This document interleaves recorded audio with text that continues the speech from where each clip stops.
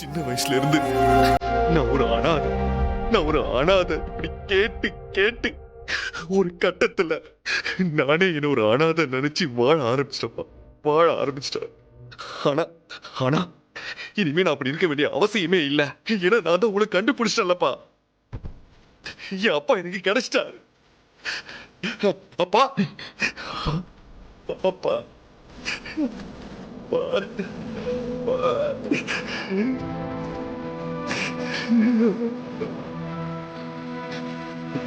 சிவா, என்னப்பா? இல்ல ரிலாக்ஸ்டா இரு. கொஞ்சம் கொஞ்சம் கொஞ்சம் தண்ணி குடி. தண்ணி குடி. குடி குடி குடி குடி.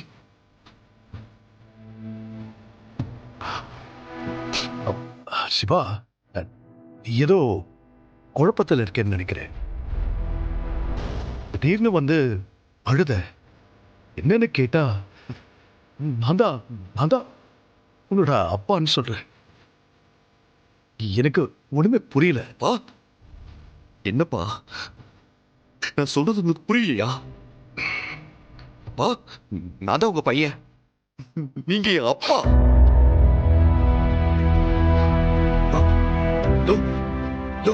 இந்த மோதிரம் இதை வச்சுதான்ப்பா நான் உங்களை கண்டுபிடிச்சேன்.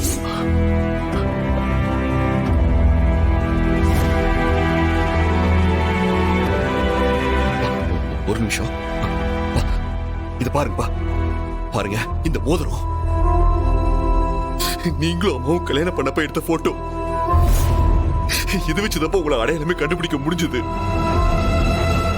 அப்பா என்ன நம்புங்கப்பா,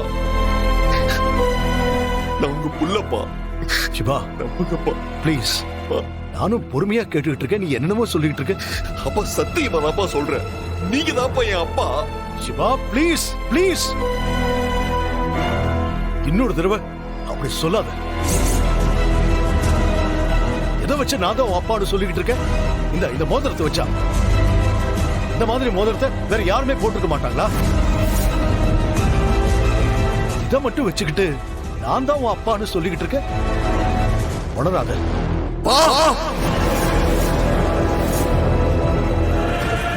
அப்படி பேசாதீங்கப்பா, நான் உணரலப்பா, நான் உண்மையதான்ப்பா சொல்றேன். இத்தனை வருஷமா நீங்க இல்லாம நானும் என் அம்மாவும் ஒவ்வொரு நாளையும் ஒரு யுகத்தை கடக்கிற மாதிரி கடந்துகிட்டு இருந்தோம். இப்படி பேசி கஷ்டப்படுத்தாதீங்கப்பா. அப்பா இதனால அசிங்கப்படுறது நான் மட்டும் இல்லப்பா,